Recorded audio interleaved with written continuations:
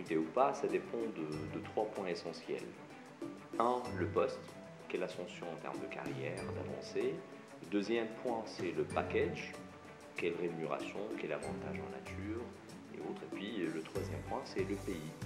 Il faut savoir qu'il ne s'agit pas d'un voyage géographique, il s'agit d'un voyage culturel.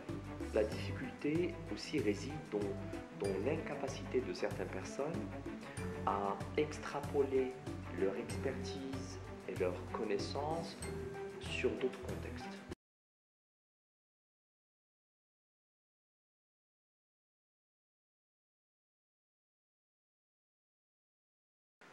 Merci pour cette question.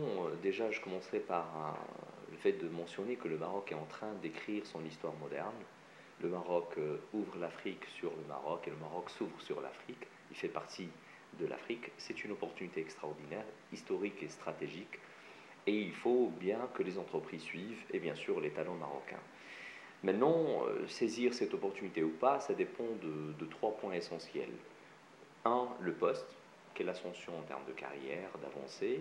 Le deuxième point, c'est le package, quelle rémunération, quel avantage en nature et autres. Et puis le troisième point, c'est le pays. Donc ces trois P, poste, package et pays, quel pays cible, de quel pays cible s'agit-il? Voilà. Ceci dit, je pense qu'il ne s'agit pas d'un voyage géographique. Il s'agit essentiellement d'un voyage culturel, pour lequel le talent marocain doit être bien préparé, et ça on verra plus tard. Mais le point à retenir, c'est que le know-how n'est pas tellement important. Il ne s'agit pas de transférer un know-how, il s'agit beaucoup plus d'un faire savoir. Certes, il y a une expertise, il y a une expérience, il y a un talent, mais il faut se dire que mon expertise ne sera pas suffisante. Il s'agit d'avoir l'andragogie nécessaire pour transférer ce know-how adéquatement et bien sûr le compléter dans une démarche interactive.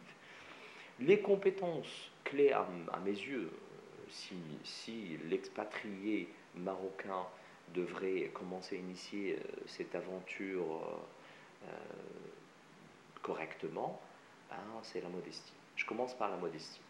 Il faut rester humble, il faut se dire que bon, j'ai cette opportunité d'aller évoluer ailleurs, tester mon expertise, voir est-ce qu'elle est aussi valable dans d'autres contextes, et échanger avec les autres, co-apprendre, si j'ose m'exprimer ainsi.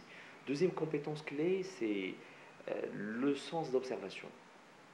Ça veut dire que quand vous êtes expatrié, il faut être doté d'un sens d'observation, observer les détails, observer l'autre, la culture, enfin, l'autre entre deux guillemets, on est tous pareils, mais l'essentiel, être vigilant aux différences et bien sûr aux choses qui sont pareilles aussi dans d'autres contextes. Troisième point, c'est l'adaptation. Il faut être prêt à s'adapter à une autre culture, à un autre pays, à d'autres éléments. Donc, s'il y a une psychorigidité, certainement que le talent ne pourra pas réussir malgré, quelle que soit, je dirais, son expertise. La capacité à modéliser aussi est intéressante, parce qu'il y a certaines personnes qui apprennent dans des contextes spécifiques. Et dès qu'on les prend de ce contexte, on les met dans un autre contexte, c'est l'échec total. Déjà définir qu'est-ce que c'est un talent, ça diffère d'un pays à un autre. Premier point. Deuxième point, est-ce que ce talent a pu modéliser tout ce savoir et savoir-faire pour pouvoir le mettre à profit d'autres personnes dans d'autres contextes? Ça, c'est méga important à mes yeux. Se faire accepter pour se faire écouter. Et là, il s'agit des bonnes attitudes. Les aptitudes, à elles seules, ne suffiront pas. Il faut absolument avoir les bonnes attitudes. Se faire accepter, c'est déjà le départ. Parce que si, là où tu vas atterrir, tu n'es pas accepté, personne ne t'écoutera, personne ne te suivra, et donc, à quoi bon? C'est comme un médicament, pour métaphoriser, qui n'est pas pris par le patient. On est loin de parler de médicaments patients, mais c'est juste une métaphore pour vous dire qu'il faut déjà accepter l'autre. Avant-dernier point, c'est le respect. C'est essentiel. Je ne l'ai pas laissé en avant-dernier point parce que, en termes de ranking, non, loin de là, le respect de la culture cible, dire qu'on est tous là pour créer quelque chose, du succès, piloter des projets et respecter l'autre est essentiel. Le respect avec un R majuscule, j'insiste. Dernier point, ce sera l'influence. Je pense que tout passe par l'influence. Si vous n'arrivez pas à influencer les autres, euh, déjà par vos idées, vos propositions, votre démarche, les best practices que tu es censé partager avec eux, donc l'influence est essentielle. Écoutez, les difficultés, on ne peut pas tous les prévoir. Certainement qu'on peut évoquer déjà d'emblée le changement de contexte. Et pour cela, je parlerai des 3 C. Le climat, la culture, mais il y a l'aspect culturel et cultuel, et le comportement. Je reviens sur le climat. Il y a des individus qui n'arrivent pas à s'adapter à des climats qui sont trop froids ou trop chauds. Ben, pour l'Afrique subsaharienne, ce sera bien sûr la chaleur, l'humidité et autres.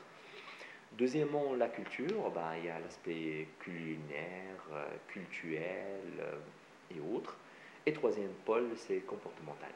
Voilà, des comportements des gens qui sont différents des nôtres, comme nous-mêmes, on est différents des autres. Donc, il n'y a pas un comportement qui est plus correct que l'autre, il y a juste des comportements qui sont différents, qui divergent sur certains points et qui convergent vers d'autres. Et il faut savoir, bien sûr, être regardant vis-à-vis des comportements des autres et s'acclimater aussi à ces types de comportements, les accepter et puis éventuellement modifier certains comportements et se modifier à la lumière des comportements qu'on voit. J'ajouterai à ça, hors les 3 C dont j'ai parlé, que la difficulté aussi réside dans l'incapacité de certaines personnes à extrapoler leur expertise et leur connaissance sur d'autres contextes. Voilà, j'ai appris à fonctionner, par exemple, dans le domaine bancaire au Maroc. Le comportement du client marocain, il est tel, tel, tel, tel. Ou voilà, et là, quand je pars dans un autre pays, j'attends à ce que les autres se plient au canevas de mes connaissances. Ben ça, c'est une erreur. Parce que donc c'est à moi de me challenger et dire, bon voilà, quelles sont les différences, anticiper bien entendu et adapter, ajuster votre curseur. Je pense que le rôle de la RH est très très important dans ce sens. Euh, à mon humble avis, il y a 2 grands volets. Le premier volet, c'est euh, les sensibiliser quant aux différences culturelles. Voilà, donc ça peut prendre la forme d'un séminaire, formation sur le management interculturel, avec un zoom-in sur les spécificités culturelles du pays cible, bien entendu. Et là, la personne doit savoir ce qu'on appelle les do's and the don'ts, la cartographie des choses qu'on fait dans ce pays et des choses qu'on ne peut pas faire, le pourquoi peut-être aussi pour essayer de comprendre et de déduire pour d'autres comportements qu'on n'a pas prévus initialement. À part ce bloc de la culture, la sensibilisation sur la culture, il y a aussi le coaching comportemental. Ça porte sur le savoir-être. Euh, Surtout, moi j'insiste sur le savoir-être parce qu'il est très très important. Certainement, en tant qu'expatrié, tu as une place dans l'organigramme cible. Tu connais ta place, ton descriptif de poste. Il ne s'agit pas juste d'avoir une place dans l'organigramme, mais une place dans les cœurs des gens. Comment se faire accepter? Pour cela, il y a 3 adjectifs qui me semblent très pertinents. Un, être humble. Voilà, rester modeste, apprendre à être humble. Deuxième chose, être flexible, adaptable. Et troisième chose, être observateur. Voilà, on a eu l'occasion d'en parler avant, mais ce trio, enfin ce triangle comportemental est méga important dans le cadre de la préparation de ces expatriés. Donc pour récapituler, formation de sensibilisation sur les éléments culturels et deuxième chose, coaching comportemental pour savoir se faire accepter. C'est très difficile de donner des conseils dans l'abstrait, mais je dirais que, il faut savoir qu'il ne s'agit pas, comme je dis toujours, d'un voyage géographique, il s'agit d'un voyage culturel. Et pour cela, il faut être vacciné culturellement. On a parlé tout à l'heure du rôle de la RH dans les formations de sensibilisation. Deuxième conseil, c'est que l'Afrique subsaharienne n'est pas un bloc. C'est une diversité, c'est une richesse. Chaque pays a sa spécificité et chaque région au sein du pays a ses propres spécificités qu'il faut respecter, bien entendu. Et pour cela, je pense qu'il faut avoir le bon mindset.